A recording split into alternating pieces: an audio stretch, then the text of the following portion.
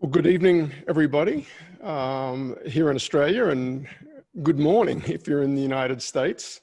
My name's Simon Jackman. I'm Professor of Political Science and the Chief Executive Officer of the United States Study Centre here at the University of Sydney. And as is customary with all our events here at the University of Sydney, I begin by acknowledging the traditional owners of the land on which the University of Sydney stands, the Gadigal people, part of the Eora Nation. And I pay my respect to elders past, present, and emerging. Tonight is a very special event for us. Over 760 people have registered for this event with Ambassador John Bolton, former National Security Advisor to President Donald Trump, and a member of the foreign policy establishment, if you will, serving administrations in Washington going back decades, literally one of the great fixtures, if you will, of on the conservative side of American politics when it comes to foreign policy. Of course, Ambassador Bolton recently published this memoir of his time in the Trump administration, The Room Where It Happened, and doffing of the cap there to Hamilton there.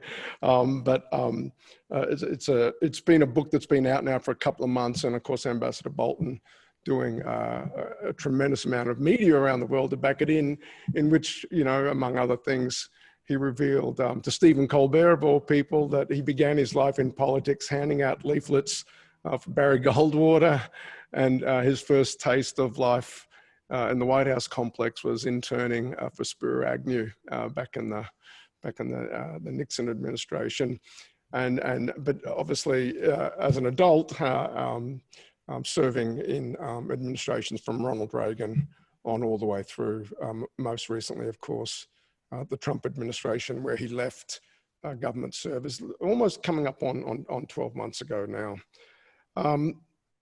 Tonight is just such a remarkable opportunity, and I'm going to endeavor to bring some of our friends on the call. We're partnering tonight with our great friends and colleagues out at the Perth US Asia Centre.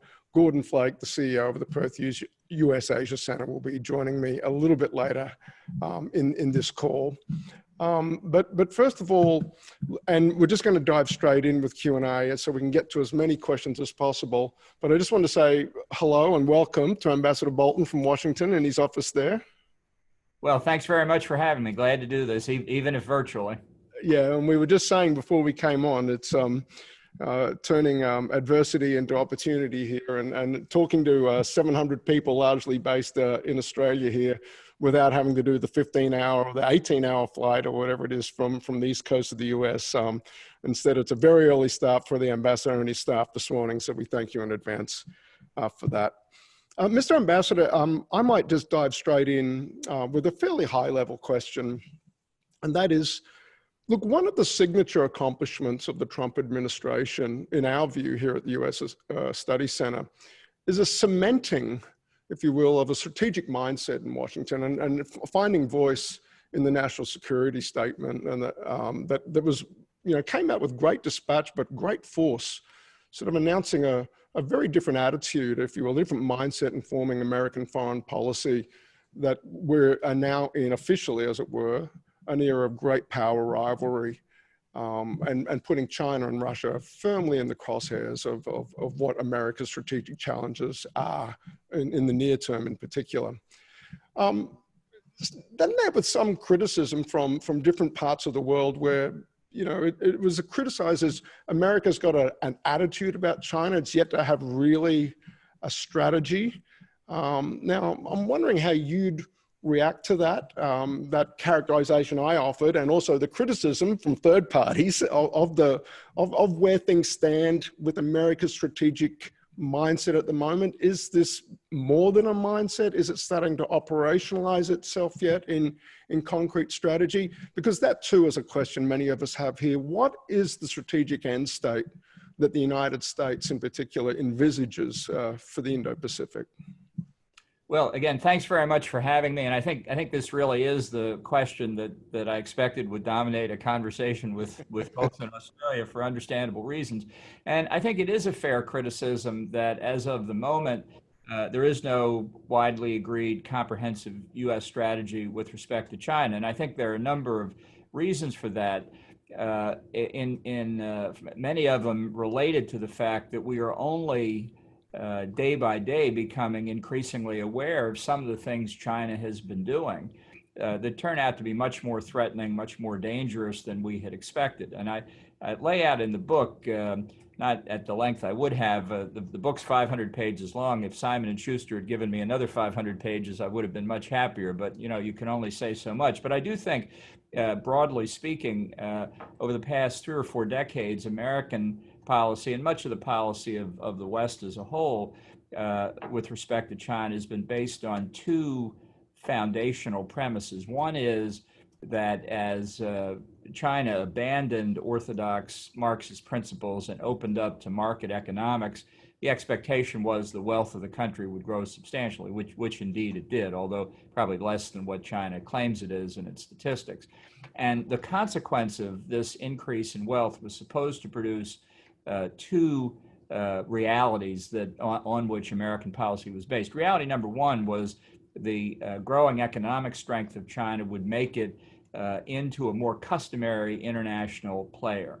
And you can find this premise in the argument that China is engaged in a peaceful rise and it will be a responsible stakeholder in international affairs.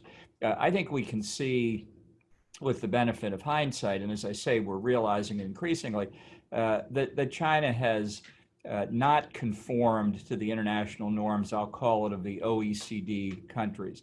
In the WTO, it's pursued a mercantilist economic policy in what's supposed to be a free trade organization, and doing very well at it from their point of view. They have stolen intellectual property at a phenomenal rate from the US, the EU, Japan, Australia, almost any country that produces intellectual property, they've stolen it. They've engaged in forced technology transfers. They've discriminated against foreign investors and businesses, all of which has done an enormous amount to increase China's economic well-being. Because when you can steal intellectual property and you don't have to pay to develop it, you're obviously in a much better situation. China has not played by market-oriented rules in terms of its support for Chinese businesses functioning internationally. The Belt and Road Initiative has been a fantastic success for China in undermining governments in third world countries, getting them in what we call the debt trap, which it's very hard to get out of. And in fact, many Chinese companies, and I would put air quotes around that, are arms of the Chinese state, Huawei being the best example. It's not a telecommunications company. It's part of China's intelligence services, and that's what the fight over fifth generation telecommunications globally is now all about. This was a case, I have to say, where Australia and New Zealand saw the Huawei threat more clearly before the United States did. And now you see the U.S. catching up, bringing Britain along, Canada, and so on, and hopefully Europe and others. So the point is, the whole idea of a responsible stakeholder and a peaceful rise has turned out not to be the case. What China's doing in the South China Sea, the East China Sea, the exact opposite of a peaceful rise. And I could go into great length about the militarization of Chinese policy. I'm sure many of the people listening are very, very familiar with it. The second premise that flows from China's increased economic capacity is it will become more democratic. And I well remember in the late 80s, early 90s, people saying, well, there was a Democrat election for village leader out in some village nobody had ever heard of in some remote province in China. And there was another one 1,000 miles away, and it's going to grow, and there are going to be more and more village elections. And then we'll have provincial elections, and they'll be Democratic. And then we'll have national elections, and they'll be Democratic too.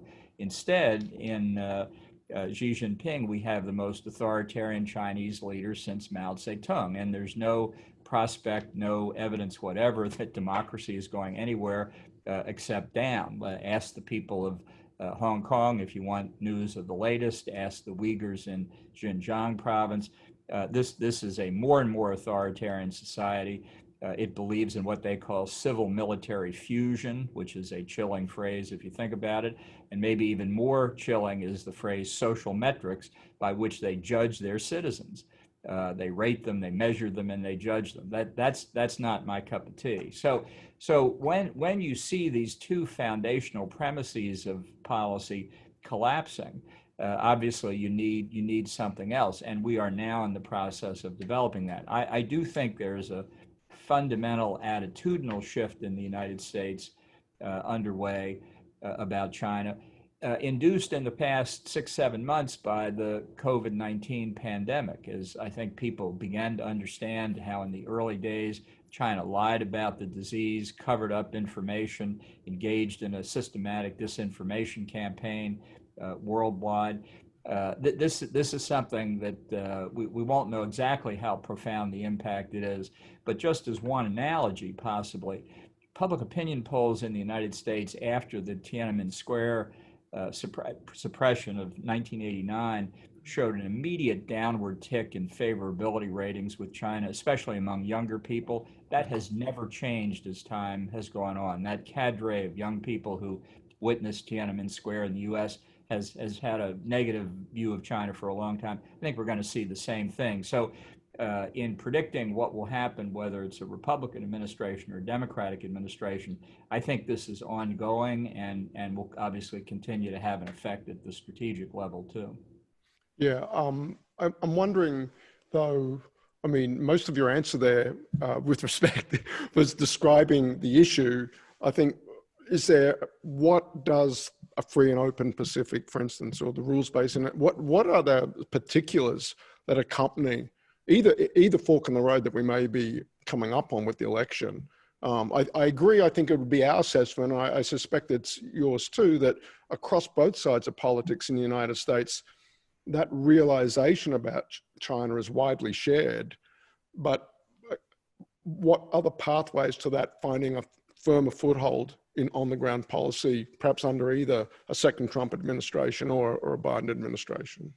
Well, I think that's what the debate is about. I don't think it's certain which way we will go, and I could describe the Trump approach, but to take the larger question, because this is going to be with us for the rest of the century. Mm-hmm.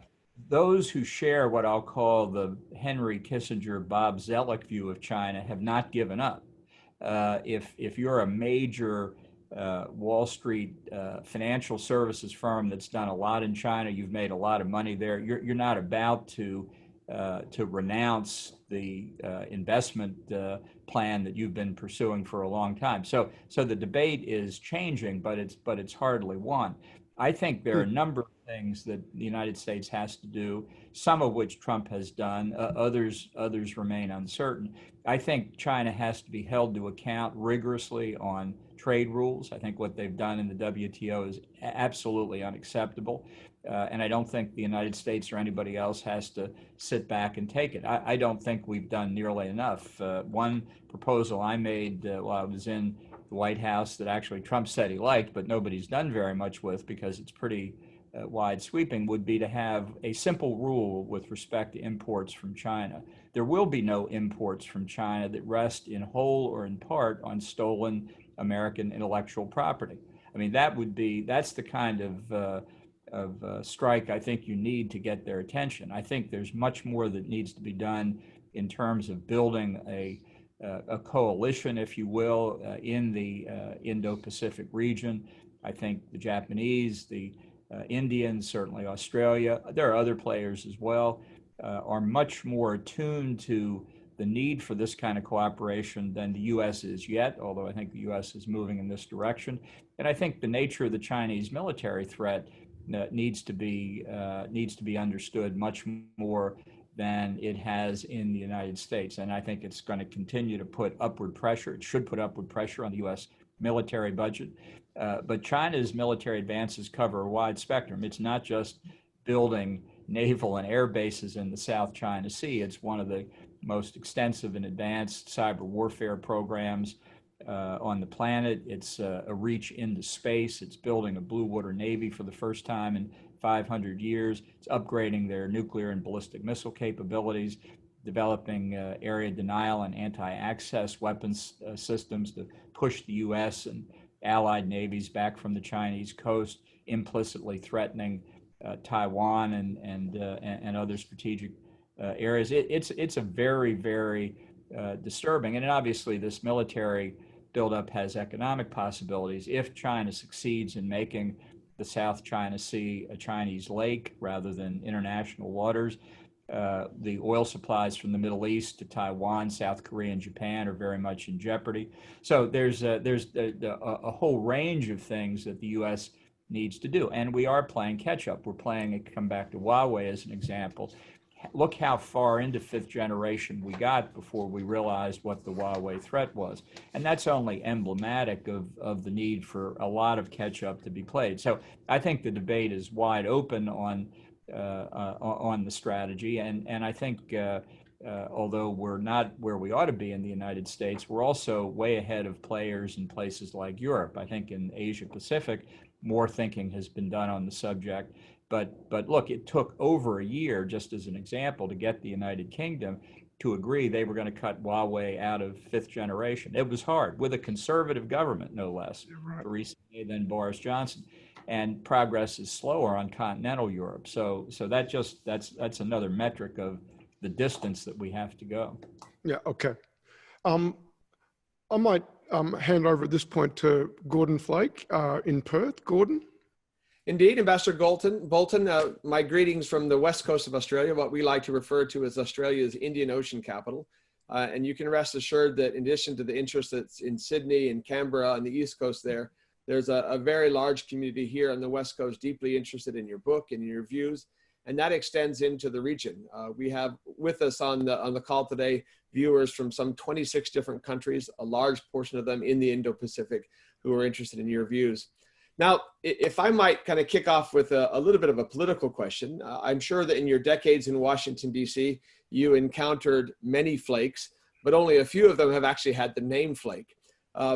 Like you, and I know your affiliation with the Goldwater Institute, former U.S. Republican Senator from Arizona, Jeff Flake, who formerly ran the Goldwater Institute, like you, made a decision early on, an announcement early on, that he wouldn't be supporting President Trump for re-election.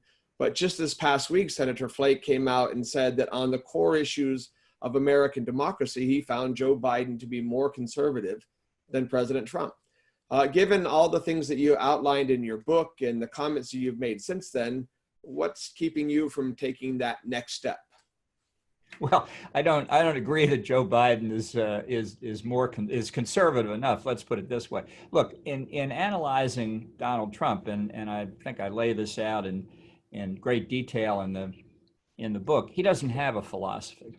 I mean, let's not kid ourselves. Philosophy, grand strategy, policy are just things that Trump doesn't do. He doesn't. People say, well, that's not possible. What do you mean he doesn't think about policy? And I'm telling you, if you believe policy is a progression from A to B to C to achieve an objective, he doesn't do that. He may be a great real estate developer. He may know how to do buildings, and he is first among equals in the task of getting himself elected and reelected, which people should take due note of. But to the extent that would involve policy thinking, he doesn't do it. That's part of the problem, and it's part of my problem, one of many, with a potential Trump second term, because I think people may be sorely disappointed in the direction he takes in a second term when he doesn't have the political constraint of re-election facing him. I think a lot of things that he's done could be reversed on a dime. Many of the steps he's taken, for example, with respect to China, could go right out the window if he's reelected to pursue a Chinese trade deal. So from my perspective, this is not a question of judging the relative conservatism of the two candidates. Trump doesn't have a philosophy. Joe Biden's administration, if he prevails, will be much like Barack Obama's at best. So faced with this unacceptable choice of not having a conservative Republican running in November, I'm not going to vote for either one of them. I'm going to write in somebody else's name. I'm not going to be happy on election day or the day after or for the next 4 years. So what I'm focused on is keeping a Republican majority in the Senate, which is no small task, to be a check against either a Trump reelection or a Biden victory. Oh, thank you. As we discussed before the call formally started, during the 25 years I spent in Washington, D.C. at the Atlantic Council, at the Korea Economic Institute, the Mansfield Foundation, and the Committee for Human Rights in North Korea, I spent a lot of time focusing on North Korea. And your views are pretty widely known regardless of the issue, but they're particularly well known on North Korea. So I have to confess that in June of 2018, when there was a summit meeting between President Trump and North Korean leader Kim Jong Un, there was probably a little bit of inappropriate amusement on my part watching you, of all people, John Bolton, shake hands with Kim Jong Un. I then read your book and focused very particularly on that chapter where you described in great detail the Singapore summit. And I have to confess, your book gained great credibility with me because you detailed incredibly minutely your discomfort with every step of that process. Now, the thing I want to ask you about today is a wonderful quote that you had in that chapter where you said, "Don't just do something, sit there." And I wonder if you might take that quote, which I thought was fantastic, and put it in the context of the current problems we face with North Korea. Because the reality is, after the last 3 years, we have indeed done something, right? There has been a presidential summit in Singapore, subsequent meetings in Hanoi and on the DMZ. So we're a long ways away from where we were, where we had an international coalition supporting pressure on North Korea. So the question I would ask with you, having done something, are we better off today in dealing with North Korea? Are we in a worse position? Where do we stand? Well, I think we're worse off because if for no other reason, 3.5, almost 4 years of Trump has given Kim Jong Un the potential to continue to work on his nuclear and ballistic missile programs. Trump always touts the fact there haven't been nuclear tests recently or ballistic missile long-range ballistic missile test. Well, one reason you don't test is you've already perfected what you need to do and you're in production rather than testing. And in fact, testing has gone on of shorter range missiles, which can be used, what you learn there in developing longer range missiles. So for 3.5 years, North Korea has continued largely out of sight to work on its program. And since time always benefits the proliferator in a weapons of mass destruction proliferation scenario, they have moved ahead. Now, the country remains desperately poor. It's a 25 million person prison camp. We have not done anything to change any of that. And the 3 meetings between Trump and Kim Jong Un, I think, have helped legitimize the North Korean regime in ways that nobody ever would have imagined we would have done. Trump simply does not accept the argument that when the president of the United States meets a dictator from North Korea, the dictator from North Korea grows and the U.S. president shrinks a little bit. We got nothing from those meetings. Kim Jong Un got a lot. And I think the prospect that there was a deal in sight did weaken enforcement of the sanctions. Now, we don't know the situation inside North Korea today. We don't know how much the pandemic may have affected it. But we do know that the idea of reunification between North and South Korea is farther away than it was before, and that the sunshine policy in South Korea has once again proven inadequate to the task. Now, what will happen? Look, North Korea is one of the subjects, I think, of a potential October surprise. For those of your listeners who don't know this American phrase, it's what a candidate does in the month before the election when they're behind and desperate for something to turn things around. I wouldn't discount the possibility of a 4th Kim-Trump meeting. I think it's unlikely, but that's the nature of an October surprise. And it's also the nature of the second Trump term, that all of the things that he said in the last 6 or 8 months in order to get reelected go out the door once he is reelected. He's a truly free man at that point, something that frightens me. Look, I know that Simon has got a long list of questions that were submitted beforehand that are coming in live, as well as a couple of people who want to ask live questions. But let me squeak in one final question. One thing that really comes out to me in reading your book, and again, was well known in your reputation in the years that I was in Washington, D.C., is your mastery not just of policy, but of political process. And one of the challenges, it seems to me, that the Trump administration faced from the very beginning was that I would argue probably the overwhelming majority of the Republican foreign policy establishment back in 2016 signed Never Trump letters. Just last week, another 70 senior Republican foreign policy officials have basically signed a letter warning against a Trump re-election and endorsing Joe Biden. Given the paucity of manpower, looking at a potential Trump re-election, what implications does that have for the ability of a second-term Trump administration to actually carry out its policies in the world more broadly? Well, the elements of the U.S. government continue to putter along, even when they don't have clear direction from the White House. So it's not like nothing is happening. But under Trump, structure, process, personnel really don't mean very much. Look, I thought that when I joined the White House, I had heard from people who say Trump doesn't care about policy, and I thought, well, that's completely impossible. Of course he cares about policy, and he does when it affects his political fortunes. But I also thought, well, that'll mean that we can continue policy, and he just really won't pay that much attention to it, and that didn't turn out to be true either. But I don't think the personnel involved really make that much difference because Trump gathers so much of the decision making into himself. He cares so little about facts and information, implications, consequences, cause and effect. He decides on the basis of his gut. It did well for him in his real estate career, and he thinks it's going to do well for him in the presidency. So there will always be people standing around ready to carry out orders. But I don't think that'll make that much difference, would be my guess. Thank you. Simon, you've got a difficult task in kind of prioritizing the long list of questions that you've got live, and otherwise I'll turn it back over to you.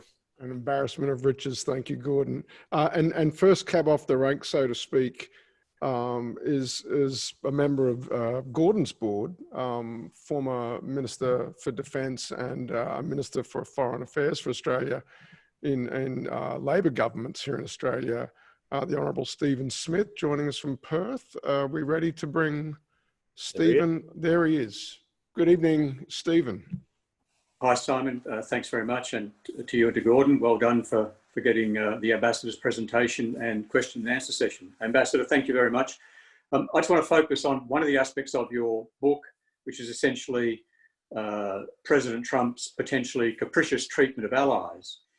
Australia has been very well served by its alliance relationship with the United States since the end of World War II. And one of the features of our relationship with the US has been that the alliance, whether it's a Republican or Democrat administration in the States and Labor or Liberal in Australia, the mechanics of the alliance just continue to roll on in our national interest. And I think of the allies who've had difficulty with President Trump during his first term. Australia's potentially, I think, managed better than most. Better, I think, say, than Korea and Japan. And you spoke about the demise of the responsible stakeholder thesis and countries from 2013, 2014 on starting to hedge against China and now openly skeptical about China's intentions. But if you turn that to the quaint phrase that we use here about US policy uncertainty, which is essentially Trump's capacity to be capricious for allies, not knowing what is true or real, if any intentions are, in terms of the Indo-Pacific and the region. If you proceed on the basis that Trump gets a second term, what can allies do to mitigate against that capriciousness? I think Australia will be better served in that process, given its institutional links, whether it's defence, intelligence, Five Eyes and the like. But what can countries like Japan and Korea do to mitigate against the adverse consequences of the uncertainty which will stem from a second Trump administration? Well, I think that is an important question. I do think Australia has done better than most, although there was certainly unpleasantness over the steel and aluminum tariffs at the beginning, some immigration questions. It's been a complete mystery to many, myself included, why we seem to be mostly engaged in fighting with our allies diplomatically rather than with our adversaries. And I can't explain it. I'm not a shrink myself. I don't purport to understand it. And the only thing I think worse than seeing it from Washington is probably seeing it from the capitals of our allies who have to put up with it. Look, I think prime ministers of different countries have adopted different routines. I think the recent announcement of Prime Minister Abe's retirement in Japan. Obviously, we'll bring a new leader there. He was also very diligent in working on Trump, and I just published a piece in the Washington Post that explains that how Abe approached meetings, determined to make sure that there was room to talk about geostrategic interest and not just importation of American beef into Japan, which could have occupied Trump for a full hour's worth of meetings. It requires, I think, more patience and discipline on the part of the allies themselves to remember that Trump is wrong on one fundamental point. He sees foreign policy as consisting of a range of individual relationships, and he conflates incorrectly, in my view, his personal relationship with the foreign leader with the overall bilateral relationship between the U.S. and that particular country. So he says, I've got a good relationship with Vladimir Putin. Isn't that a good thing? Well, sure, as a personal relationship, I don't mind having that kind of good relationship, but only Donald Trump thinks that means, therefore, we have a good relationship with Russia. So it's the leaders of the allies, I think, have to recognize that that in Trump's view, with all these things kind of mushed together, they've got more of a responsibility really than in other circumstances to try and stay close to him. And one thing that Abe did, I don't want to give away everybody's secrets here, but he was on the phone and meeting with Trump as frequently as he could. I think many other leaders are kind of shy. They don't want to bother the American president. That's a mistake in a Trump administration. Call him all the time. He won't think you're wasting his time if you've got something to say. And I think it puts the burden on the allies. I just think they have to work harder to keep that underlying country-to-country relationship where the interests are strong and the long-term importance of the alliance is strong, and just recognize Trump as an anomaly. He is a personal anomaly. He is not the future of the Republican Party and the direction of his, if I have anything to say about it anyway, and he's not necessarily the future direction of America. It is an influence that will remain, but it is an anomaly. Thank you. Thanks, Stephen. Relatedly, Ambassador, we've got a question from Zoe Daniel, who served as chief of bureau, a bureau chief for our national broadcaster in Washington. And Zoe was asking, how deliberately considered are Trump's actions? Are they strategic or are they random, instinctive? I'm just wondering how you'd parse that against what you're saying about him not having any policy commitments. Well, the decisions don't tend to get made in the context of first analyzing a problem, trying to develop a strategy, ordering your priorities, and then monitoring implementation. It's just not the way he processes information, and he's not particularly interested in information to begin with. So what his subordinates try to do to compensate for that is develop policy and hope that he will largely agree with it. But since his involvement tends to be anecdotal and episodic, it can have a widely varying effect. What he says Tuesday morning may be one thing, and it may be contradicted by the time you get to Thursday afternoon. I said in my book describing the formulation of trade policy, which has not historically been a National Security Council responsibility, although I would argue that it should be along with our economist friends. But these discussions with Trump about trade policy went on and on and on, day after day, repeating many of the same arguments. It made my head hurt that we couldn't develop a more coherent approach, and that makes it very hard for the bureaucracy of the government, whether it's the trade agencies, the Defense Department, the State Department, whatever the case might be, from performing in a fashion that friends and allies alike can understand. And in particular, Ambassador, rising to the challenge of the moment. This is precisely the time you'll hear it from the director of the FBI, you'll hear it from Attorney General Barr, you'll hear it all across the United States government, that the response to the China challenge requires, magic words, whole of government solutions, a sort of a very clear-eyed approach to interagency in a way perhaps we haven't done since the Cold War.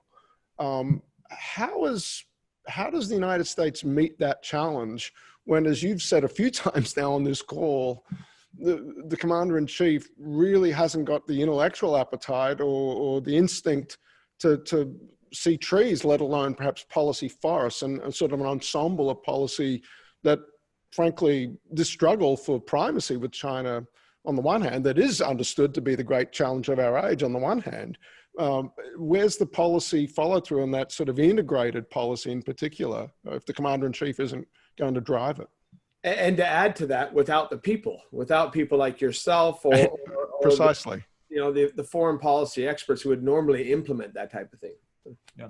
Well, I think the substitute, at least what I tried to do, is use the National Security Council process, which is a way to formulate policy across the range of all the departments and agencies that have an interest or a voice. That is the whole of government approach. And then hope you can get as much of it done without being disrupted.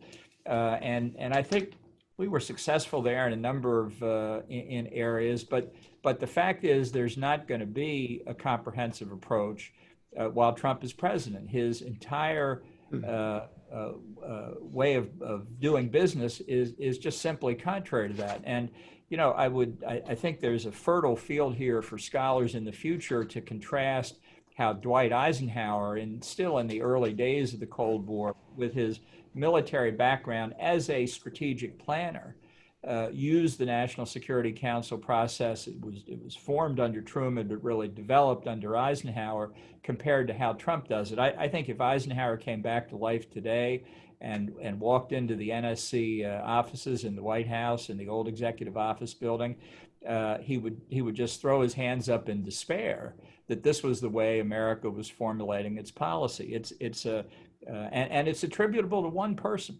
This is not the fault of a cabinet secretary of this department or who the national security advisor is or who the senior director is for Europe or Asia. It's the fault of the president. That's bracing.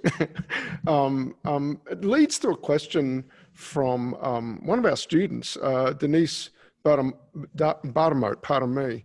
And we sort of turn this "why aren't you still there" question around a little bit. And Denise asks, with the benefit of hindsight, Ambassador, would you still accept a position in the Trump administration today? If not, why? And if you would, what would you do differently? Well, I would still take the job as National Security Advisor. It's an important job in a time of great challenge for the United States. I didn't take the offer the first time naively. I thought I knew what I was getting into. I think the biggest mistake I made was to believe that after roughly 15 months in office, which is about the time I came in, that the gravity of the responsibility, the scope of the consequences of his actions would have had an effect on Trump, and they did not. He remained blissfully ignorant of how the government worked and how his actions affected international affairs.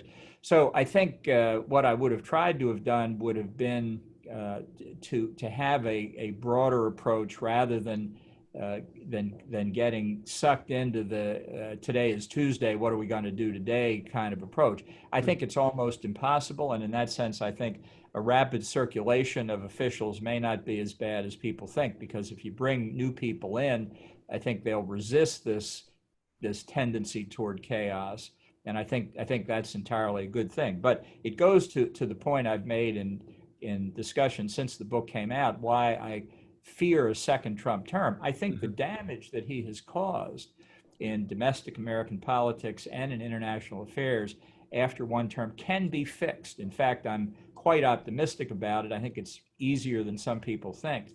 But I do believe that the consequences of two Trump terms in many areas will be irreparable, and I'm very worried about that. A question that comes to us from David Ritchie, who had a long career in Australia's Department of Foreign Affairs and Trade, rising to the level of ambassador. David asks, how does Ambassador Bolton see President Xi's hold on power in 5 years? And relatedly, what are China's areas of potential fragility? Well, it's hazardous to make predictions when you're looking at an opaque political system like China's, and there are certainly reports from time to time of threats to Xi and dissidents and so on and so forth. I think there's plenty of other evidence, though, that Xi continues to consolidate his power, his personal power. And he achieved that in large measure by purging his opponents under the guise of an anti-corruption campaign. Really a pretty smart strategy when you think of it.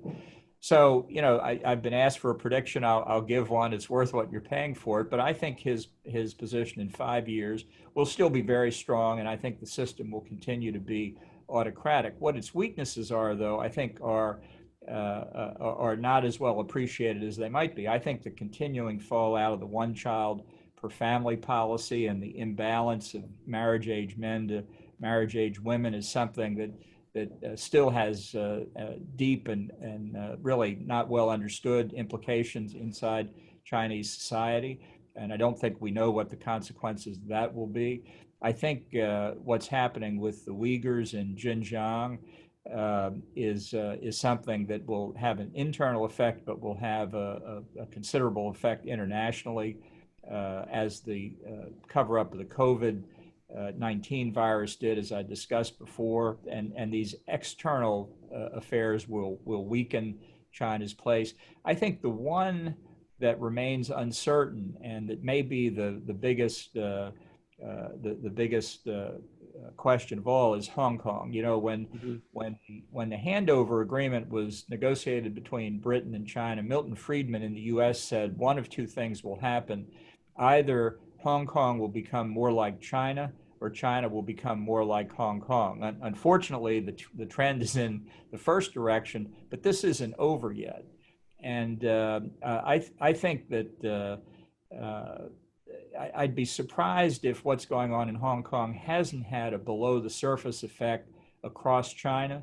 Not what we would like to see. There are no sympathetic demonstrations in Shanghai or Beijing or other places around China. So it may be that Hong Kong will be crushed, and we'll all get refugees from Hong Kong that will make Australian, Canadian, American societies better for the tragedy of what will happen there. But there are a number of threats, and I think China's behavior has gone a long way toward convincing others in the region that they need to fear Chinese hegemony, so that the possibility of bandwagoning has been decreased, and the possibility of an anti-China coalition has been significantly increased. Right.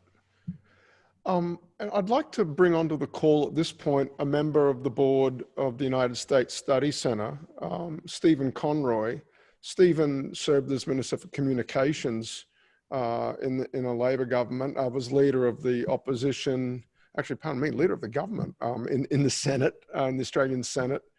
Have we got Stephen with us from Melbourne tonight? Yep. Hello, Ambassador.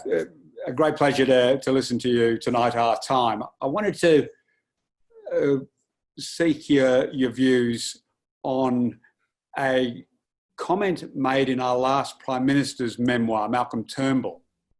I think it overlapped with the period that you were in your role, and it was a comment he made in the backdrop of President Trump's relationship with NATO, withdrawing troops from Germany, the treatment which you've referenced to South Korea, Japan. I'd toss in the Kurds.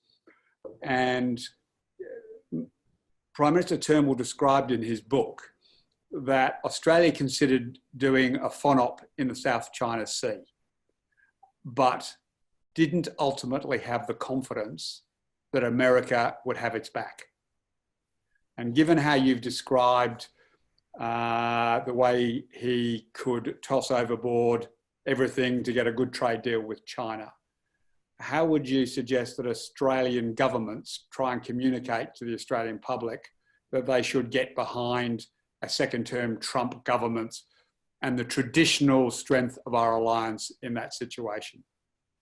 Well, I think the argument has to be that regardless of who holds the top job in either country, the fundamentals of the relationship are going to persist, and in fact should make the alliance stronger. I recall the question about the freedom of navigation operation, and I can understand why the Prime Minister would have been concerned about it, and he was correct to be concerned about it. Now, in the past 6 months, in the heat of our election campaign, we've seen the U.S. flatly reject China's territorial claims in the South China Sea. This is not as big a shift as some might think, but the emphasis before was there are conflicting claims, resolve them diplomatically, and now we can say with certainty that the 9-dash line is entirely made up, and so there's a shift there, and there's been a substantial increase in our own FONOPs and other activities. Now we've also seen Chinese pushback. Just recently, firing of missiles near the Paracel Islands because of a U-2 overflight. Thank God the U-2s are still flying after all these years. But it shows, China's not impressed with what we've done so far in the South China Sea. We have to be honest with ourselves, which means we're going to need to do more. I think the United States needs a much larger Navy. That's something I hope Australia would urge on the United States in a second Trump term and help out with respect to your own defense expenditures. And I think it requires allied governments to spend more time with Congress. Some allied governments, some friends of the United States do this a lot. Taiwan, Israel have their embassies have large legislative affairs sections. I know Australia's does as well. You might want to beef that up in a second Trump term. And I think you've got to do more public diplomacy as well, because ultimately, without the United States, the countries of Asia Pacific and the Indian Ocean would find it very difficult to resist the pressure that China would put on. And I used to say during the Obama administration, when China threatened Taiwan under Bill Clinton sent 2 aircraft carrier battle groups steaming toward Taiwan. I used to say to people, how many think Obama would do it? And nobody would raise their hand because they didn't think it. And I said, we can understand that. Beijing can understand it too. It wouldn't even be worth the trouble to ask Trump to send a carrier battle group. And many of the things that he's done, as I mentioned a moment ago, I think he would sweep away in a second term to get that big trade deal with China. Now, I don't think he can get a big trade deal that ought to be satisfactory to the United States or anybody else, but it goes to the uncertainty and the lack of focus that are going to bedevil American foreign policy if he does get a second term. It's just important, I think, for Australia and others to keep saying he's an anomaly. We'll get past this. The only consoling words I can think of, you may know Winston Churchill's famous comment, you can always count on America to do the right thing, usually after they've tried everything else. Under Trump, we're going to try everything else. That's one reason why I want him to be a one-term president. Thank you. Just picking up on that to some extent, Jesse Johnson from the Japan Times said, Ambassador Bolton has said he will not vote for Biden. But just in light of your answer to Stephen there, Ambassador, is it your assessment that a Biden administration would be better for U.S. alliances in Asia than a second term of Trump? Well, I don't think we know the answer to that question. And, you can be wrong and unhappy for very different reasons and still be very, very unhappy about the outcome. If I were going to project, and I'm hardly the person to predict what a Democratic administration will do, but I think the most likely outcome if Biden wins will be a continuation of Obama. Now, it was under Obama that the pivot to the Pacific began, although there was a lot less substance to it than the rhetoric. I think the odds of a revival of a version of TPP are somewhat higher, although I just urge everybody to remember that in 2016, not only did Trump say he would get out of TPP, so did Hillary Clinton. Yes. So restrain your enthusiasm a little bit. What I worry more than anything else about, though, is the unknown impact of the left wing of the Democratic Party, which we've seen in the Democratic presidential nomination process. It's made itself felt mostly in the domestic policy area. We're obviously in a period of racial tension right now in the United States. It's less clear what this left wing would do in foreign policy, but I'm convinced it won't be good news.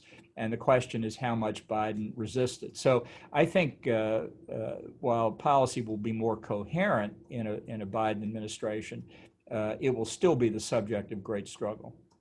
On that note, I'm wondering if you could just reflect on, suppose Biden does become the next president of the United States, the struggle for foreign policy to have oxygen, given what's been happening in the United States, by the way, COVID, the devastation of the economy, the nomination of a vice presidential, Kamala Harris, who, you know, I don't think I'm talking out of school, probably not a deep investment in a career so far in foreign policy. Often that's a great asset for a vice president to bring to an administration. Indeed, perhaps it was one of the things Biden did for Obama to some extent, Pence for Trump and whatnot, has been playing a role on the world stage.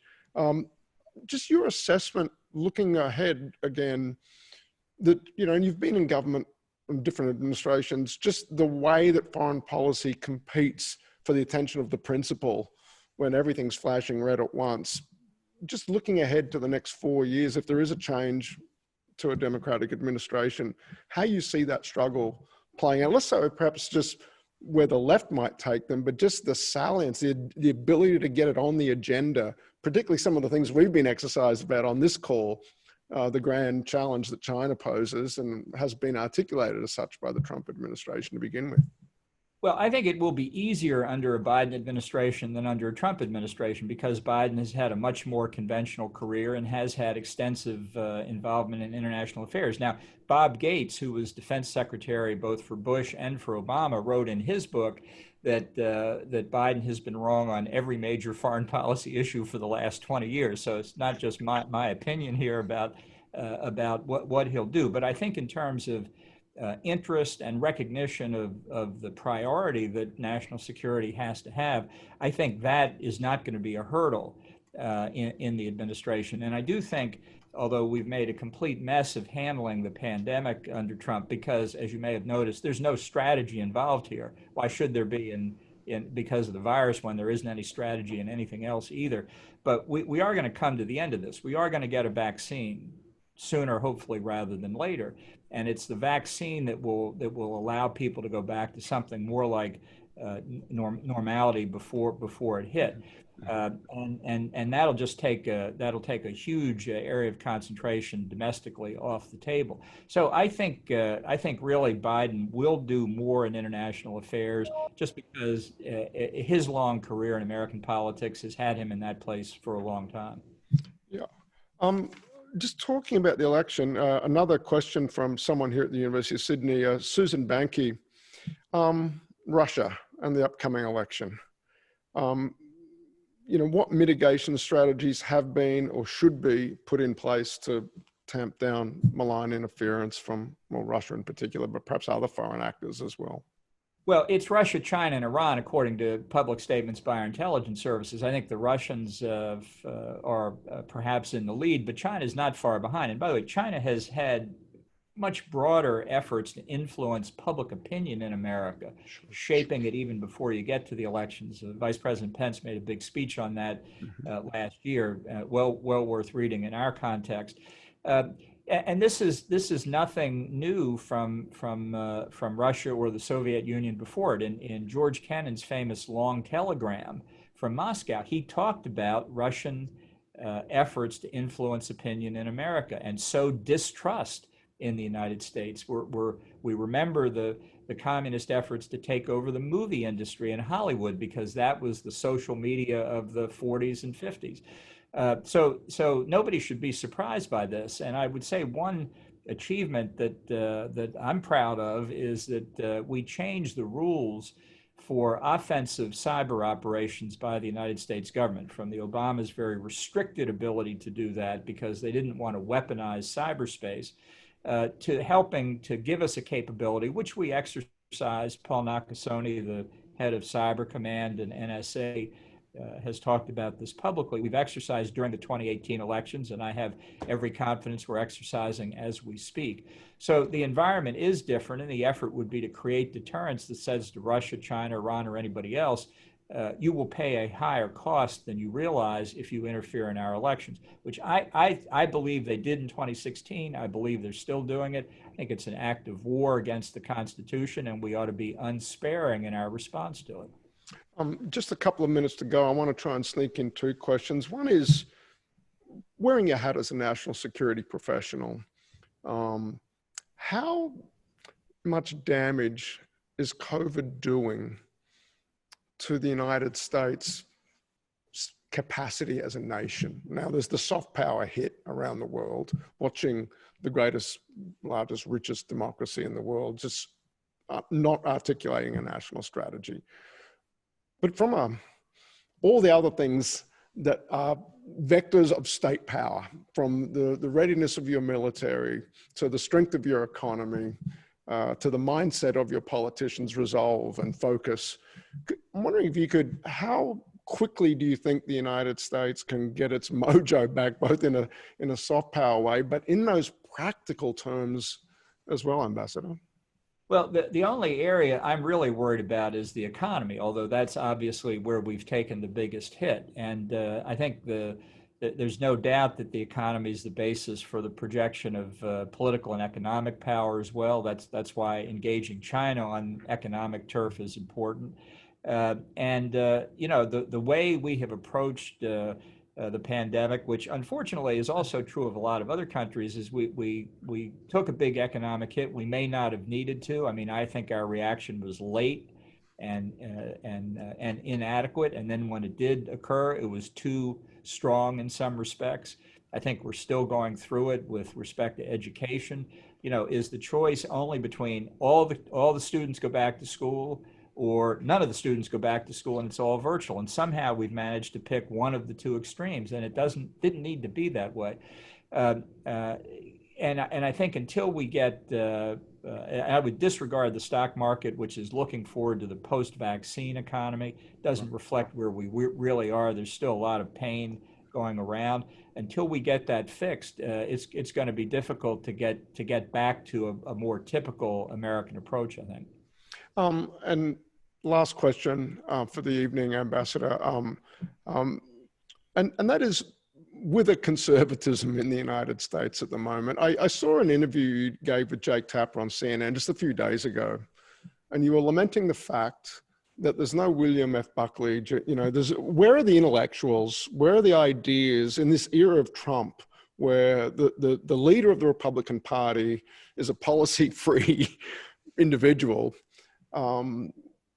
Where does the movement go going forward? Is it a time in the wilderness? Is it looking forward to a new generation of leaders coming up through the ranks? Where is that body of thought and its political power trending over the next 4, 8, perhaps even longer time frame? Well, I think there's going to be a big conversation after the election. Certainly if Trump loses, it's needed immediately, but it's going to happen even if he wins, about the direction of conservatism and the direction of the Republican Party. And I think I am confident that a more Reagan-esque conservatism will prevail. I think it's what we're seeing now is hardly conservative. It's a person that some people give allegiance to, and whatever he believes, they believe. That's not conservatism. It's we pick our philosophy and then we pick our leaders. And I think that's what we need to get back to. Again, after one term, I think there has been damage, but I think it's repairable. And I think intellectual battle does really take you to new heights as well. The challenge gives you the opportunity. So I'm optimistic. But if we go through this for 8 years, then I think conservatism in the country will have suffered significant damage. It'll be much harder to fix. Can I chime in just before you do the final wrap up? And Mr. Ambassador, thank you so much. It's been a tour de force, but I have to confess, with all due respect, there's a bit of a disconnect in the conversation, because your book is so eloquent in pointing out the dangers of another Trump term. Tonight, in every answer you gave, you very eloquently laid out the dangers of another Trump term. And then you kind of said, look, Biden wouldn't be your choice. It's not ideal, but it seems to be there's a real imbalance between those two. I'm kind of curious as to, given how well you've described the risk ahead of us, why you're not more definitive on the choice being faced by Americans in front of the election. Or maybe you're just kind of following your own advice saying, don't just do something, sit there. Well, you may have put your finger on it, but you know, I believed in 2016 it was a choice between the lesser of two evils, and Hillary Clinton and Bill Clinton were a year ahead of me in law school, so I knew that one long time. I voted for Trump, and it turned out to be a mistake.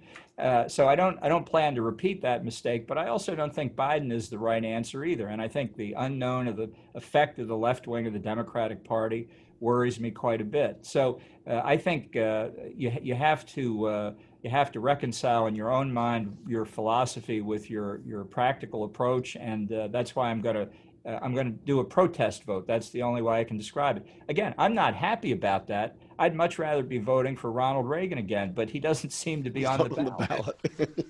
Well, thanks for your candor and your insights. Sure appreciate it. Yeah, and we've run past the top of the hour. Let me very briefly offer my thanks as well, Ambassador. That was an amazing hour. We obviously could have kept going longer. This is one of our best attended webinars, which is remarkable given the hour here in Australia, 9 o'clock here to 10 o'clock now in Sydney. Thank you so much. A great testament of the interest in your career. And there it is, the book. One more plug. Thank you. And may I say, let's do this in person one day when in a post-COVID world, either in Washington or to get you down here. It'd be a lot of friends down here. And again, whatever side of politics you're in, we've heard it multiple times tonight. I think our interests in the alliance transcend partisan division in both countries. It's been a delight to sort of explore that aspect of things. The things we agree on far outweigh the things we disagree on, particularly in this context tonight, Ambassador. Thank you. Thank you. No, thank you very much. Appreciate it. Okay. Good night, everybody. Thank you.